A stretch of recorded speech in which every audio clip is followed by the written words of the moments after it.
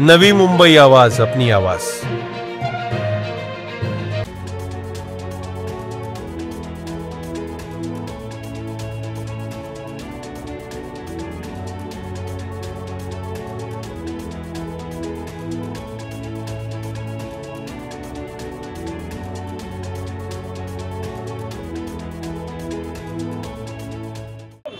अर्णव खैरे नावाचा 19 वर्षाचा मराठी युवक याला रेल्वेमध्ये मारहाण झाली आणि त्या मारहाणीमुळे त्याची मनस्थिती खच्ची झाली आणि त्यामुळे त्याने घरी जाऊन आत्महत्या केली।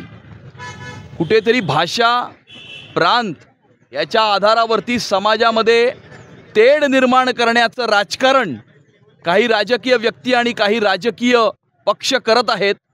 स्वतःचं संपलेलं राजकारण पुन्हा एकदा जिवंत करण्याकरता प्रक्षोभक अशा प्रकारची विधानं करत आहेत। लोकांची माथी भडकवण्याचा एक केविलवाणा प्रयत्न ते करत आहेत आणि याचाच एक परिणाम असा झालेला आहे की रेल्वेमध्ये अशा प्रकारची घटना होऊन मराठी तरुणाला आपला जीव गमवावा लागलेला आहे। या अशा प्रकारचं राजकारण करणारे राजकीय पक्ष व राजकीय व्यक्ती यांना सद्बुद्धी मिळावी अशी आमची प्रार्थना आहे। आणि आज या ठिकाणी जे एक मराठी गीत आहे, माणसानी माणसाशी माणसासम वागणे, हीच आमचे मागणे, हीच आमची प्रार्थना। भाषा, प्रांत याचा भेद विसरून सर्वांनी एकत्रितपणे राहणे, एकत्रितपणे माणसाने माणसाशी माणसासम वागणे, हे मराठीतलं गीत, मराठीचा कैवार घेणारे काही लोक यांनी हे गीत ऐकावं, या गीताचा अभ्यास करावा आणि या गीतापासून काहीतरी शिकावं अशी आमची इच्छा आहे।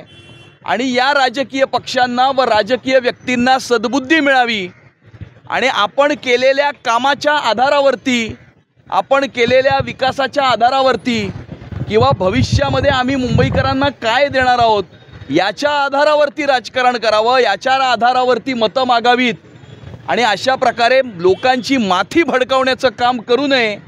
समाजामध्ये भाषा, प्रांताच्या आधारावरती तेढ निर्माण करू नये। मुंबई शहराच्या सोशल फॅब्रिकला कुठेतरी धक्का पोहोचवण्याचा एक केविलवाणा प्रयत्न कोणीतरी करताय। अशा प्रकारच्या सर्व प्रयत्नांचा आम्ही निषेध करतो आणि आम्ही आता हिंदू हृदय सम्राट शिवसेना प्रमुख बाळासाहेब ठाकरे यांच्या स्मृतीस्थळावरती जाऊन बाळासाहेबांना ही प्रार्थना करणार आहोत की काही राजकीय पक्ष व काही राजकीय व्यक्तींना सद्बुद्धी मिळावी अशा प्रकारची प्रार्थना आम्ही करणार आहोत। नेमका हा तेढ जो आहे तो कोण निर्माण करत आहे? नेमका तेढ कोण निर्माण? अख्ख्या पोलीस यामध्ये इन्व्हेस्टिगेशन करत आहेत, प्रिलिमिनरी इन्व्हेस्टिगेशन करत आहेत। पोलीस आपलं काम करतील, गुन्हा घडून गेल्यानंतर पोलीस आपलं काम नक्कीच करतील, जे दोषी असतील त्यांना शिक्षाही होईल। परंतु त्याने अर्णव खैरे हा मुलगा, हा मराठी तरुण आपल्या आईवडिलांना परत मिळणार नाही आणि त्यामुळे ही अत्यंत वेदनादायी आणि दुःख देणारी अशा प्रकारची घटना आहे आणि अशा प्रकारच्या घटना या भविष्यात घडू नये याकरता आमचा हा एक छोटासा प्रयत्न आहे, प्रार्थनेचा प्रयत्न आहे। मराठीचा मुद्दा दोन ठाकरे बंधू एकत्र आले त्यानंतर खऱ्या अर्थाने संपूर्ण वादाला सुरुवात झाली असा तुमचा आरोप आहे। याच शिवाजी पार्कवर आपण या ठिकाणी उभे आहोत। त्या शिवाजी पार्कवर एका दीपोत्सवाच्या कार्यक्रमामध्ये जनाब जावेद अख्तर यांनी हिंदीतून भाषण केलं, ते ह्यांना चालतं। यांची मुलं शाळेमध्ये जाऊन जर्मन आणि फ्रेंच शिकतात, हे यांना चालतं, परंतु हिंदीला विरोध करतात। ही दुटप्पीपणाची भूमिका आहे, हा ढोंगीपणा आहे आणि अशा दुटप्पी आणि ढोंगी राजकीय व्यक्ती व राजकीय पक्षांचा आम्ही तीव्र निषेध करतो। पण उद्धव ठाकरे तुमच्यावरती असा आरोप करतायत की मुंबईत तुम्ही जी आहे ती तोडताय, ती मी तोडू देणार नाही, लुटू देणार नाही।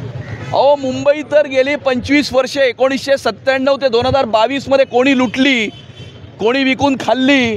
मुंबईचा कोपरान कोपरा कोणी विकून खाल्ला। थर्मोमीटर नाही सोडला, ऑक्सिमीटर नाही सोडला, पीपी किट नाही सोडले, बॉडी बॅग सोडले नाहीत, रस्ते नाही सोडले, मिठी नदी नाही सोडली, कचरा नाही सोडला, उंदीरही सोडले नाहीत। आणि त्यामुळे संपूर्ण देशाला माहिती आहे की मुंबईच्या महानगरपालिकेमध्ये बसून कोणी भ्रष्टाचार केलेला आहे किंवा दर बुधवारच्या स्टँडिंग कमिटीच्या हिशोबावर कोण जगतंय. महाविकास आघाडी आता पुन्हा एकदा मुंबईमध्ये एकत्र येण्याचा प्रयत्न करते. एकीकडे शरद पवार म्हणाले की जर तुम्ही सत्याचा मोर्चा काढला तर मग एकत्र का लढत नाही, तर दुसरीकडे आज विजय वडेट्टीवार असं म्हटलेत की आमचे विचार किंवा आमचे आचार वेगळे जरी असले तरी आम्ही मनसेला सोबत घेण्याचा प्रयत्न करू. त्यामुळे कुठेतरी भाजपच्या विरोधात एक मूठ बांधण्याचा प्रयत्न करू. कोणाला एकत्र यायचं आहे किंवा कोणाला एकत्र यायचं नाही हा त्यांचा प्रश्न आहे. परंतु कोण एकत्र येत आहे किंवा कोण एकत्र येत नाही आहे हे महत्त्वाचं नाही आहे. गेल्या 11 वर्षामध्ये या मुंबई शहराचा विकास कोणी केला, मेट्रो कोणी आणली, अटल सेतू कोणी आणला, कोस्टल रोड कोणी केला, BDD चाईच्या मराठी माणसाला 560 फुटाचं घर कोणी दिलं किंवा मुंबईमध्ये CCTV कॅमेरा लावून मुंबईला सुरक्षित कोणी केलं हे महत्त्वाचं आहे. कोण एकत्र येत आहे किंवा कोण एकत्र येत नाही आहे हे महत्त्वाचं नाही. ऑपरेशन लोटस राबवत आहे. शिंदेचे 35 आमदार भाजपत जाणार असा दावा सांगतात. नाही, असा कोणी काही दावा करू शकतं. तुम्ही ज्या वृत्तपत्राचं नाव घेताय मुळामध्ये त्या वृत्तपत्राचा खप किती आणि त्याचे वाचक किती याच्यावरनं त्या वृत्तपत्राचं काय आहे हे आपण सगळ्यांना माहिती आहे. त्यामुळे स्वतःचं संपलेलं राजकारण जिवंत ठेवण्याकरता रोज अशा प्रकारचे फेक नरेटिव्ह त्या वृत्तपत्रातून ते पसरवत असतात. की मुंबईतल्या ज्या मतदार याद्या आहेत त्याच्यामध्ये घोळ आहे असा एक आरोप त्यांनी पुन्हा केला आहे. आजचं हे आंदोलन, आजची ही प्रार्थना ही अर्णव खैरे याच्या मृत्यूसंदर्भात आहे.